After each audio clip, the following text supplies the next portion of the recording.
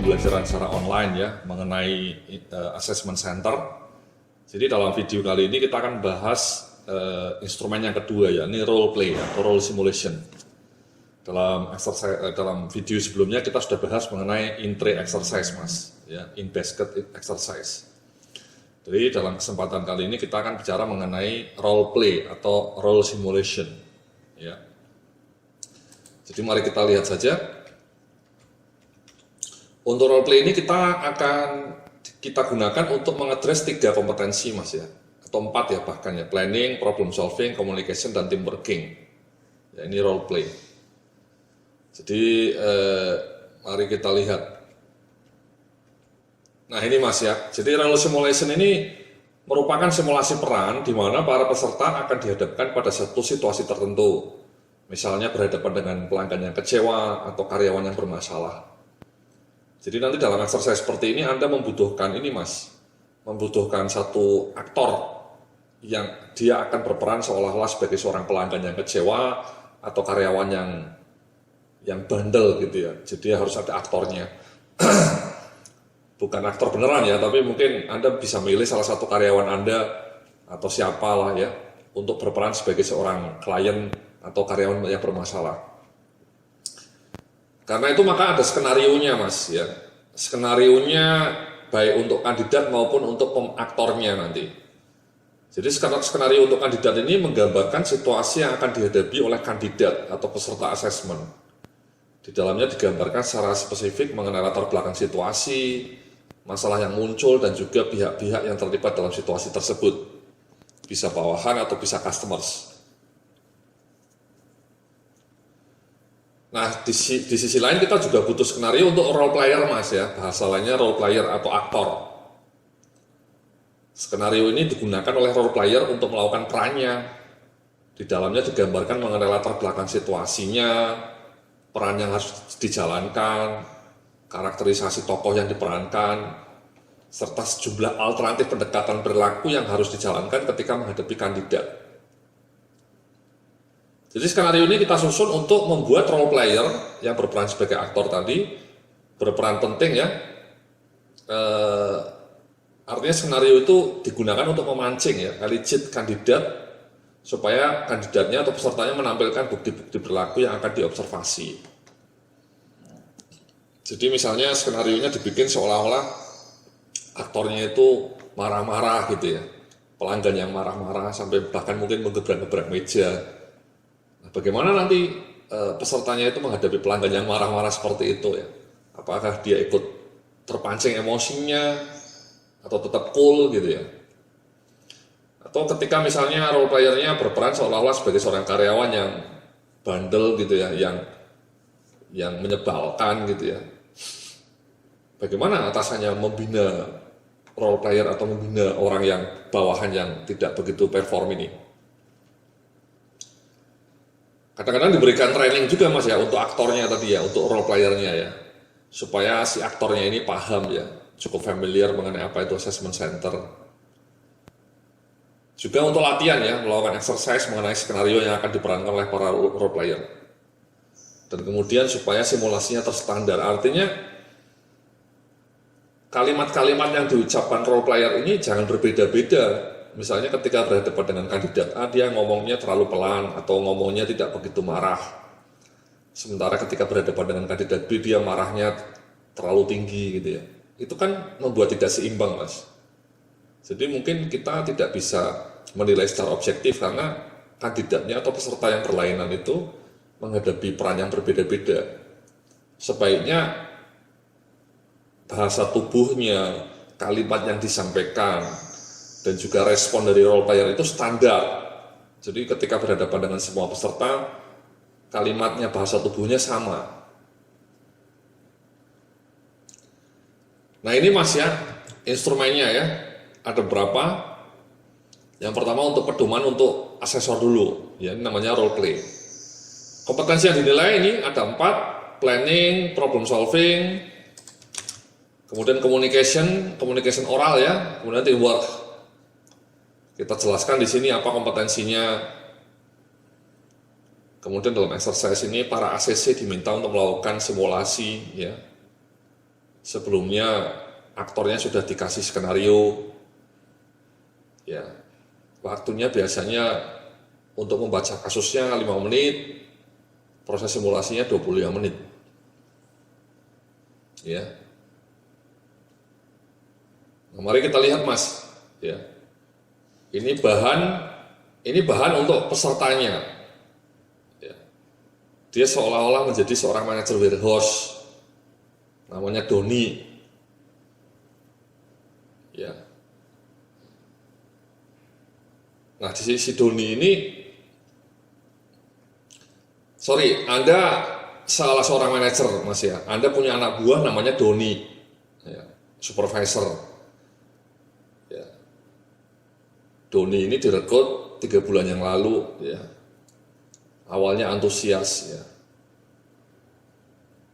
Kemudian tiba-tiba Doni mengalami problem, ya.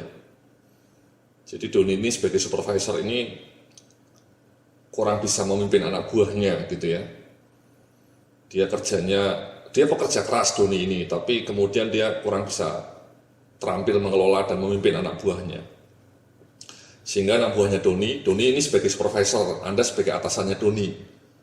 Nah, Doni ini dikomplain oleh para anak buahnya. Anak buahnya komplain ke Anda sebagai atasannya, ya. Jadi ini intinya skenario Mas ya, Anda bisa baca nanti. Ya.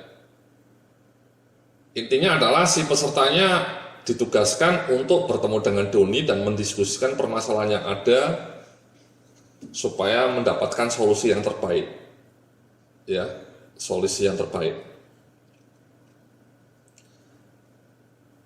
Jadi Anda harus manggil Doni, ketemu, dan kemudian bicarakan apa masalahnya, kemudian bagaimana Anda memberikan solusi bersama-sama dengan Doni. Ya.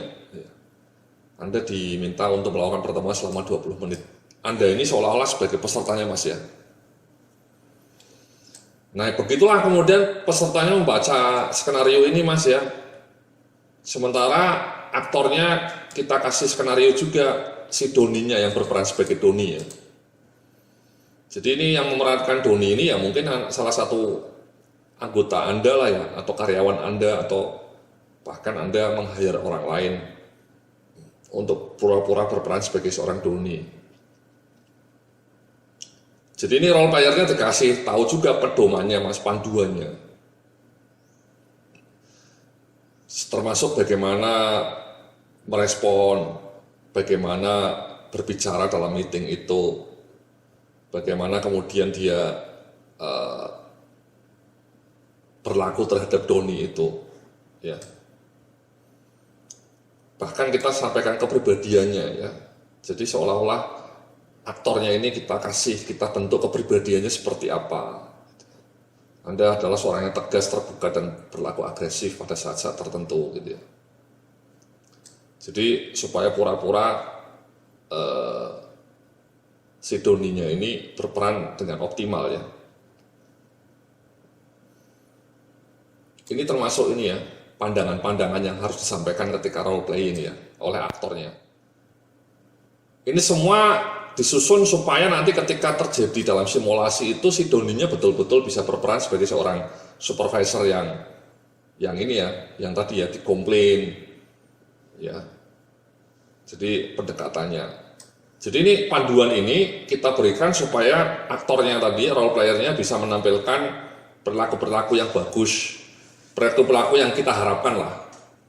Karena sekali lagi dengan perilaku Doni seperti itu kita bisa memancing perilaku kandidat untuk juga menampilkan leadership-nya, menampilkan gaya persuasinya, menampilkan dialognya gitu ya.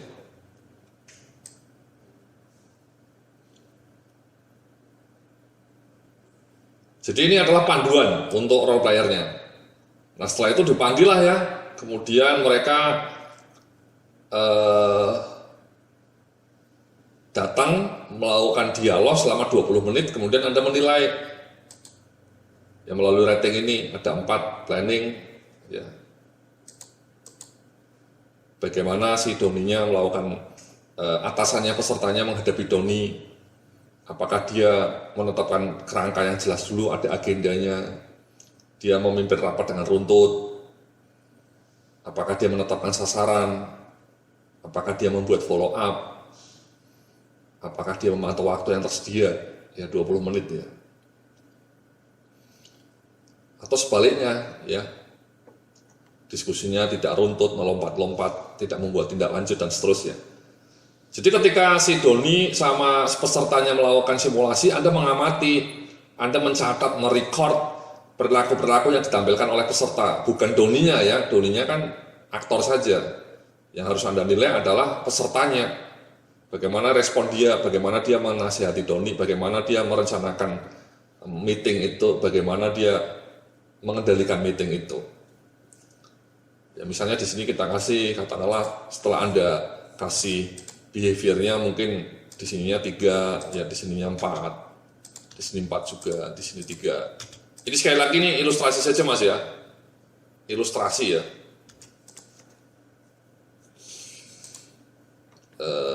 Ilustrasi saja. Ini kenapa 3, kenapa 4 ya tentu Anda harus tulis ya indikator-indikatornya ya, bukti-bukti perilakunya ya. Ketika si Doni melakukan role play.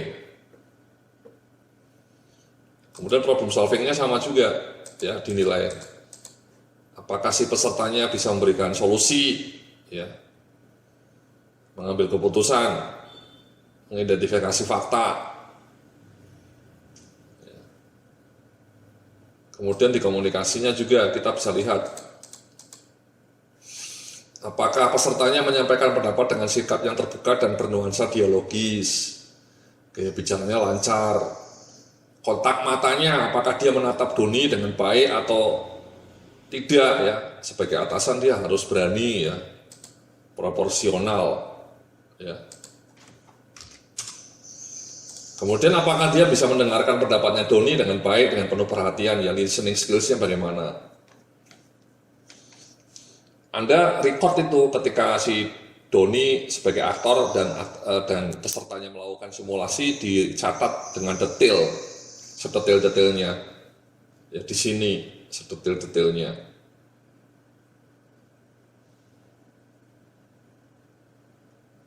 Kadang-kadang tidak dibagi seperti ini Mas ya, kadang-kadang ininya dihapus, kita biarkan asesornya untuk mencatat apa adanya semuanya, tidak usah kita kategorikan.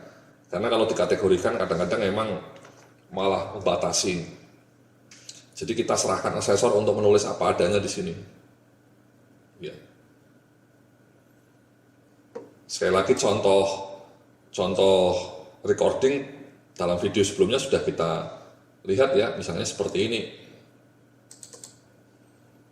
Ya. Ya, secara konsisten misalnya. Ini contoh recording. Recording bukti-bukti perilaku, Mas. Nah, Anda harus melakukan hal yang sama ketika Anda menjadi asesor ketika dalam proses tadi simulasi peran tadi ya, role play tadi. Catatnya seperti ini Mas. Ya baru setelah Anda mencatat dengan detail, Anda bisa klasifikasi masuk kategori mana, kompetensi apa.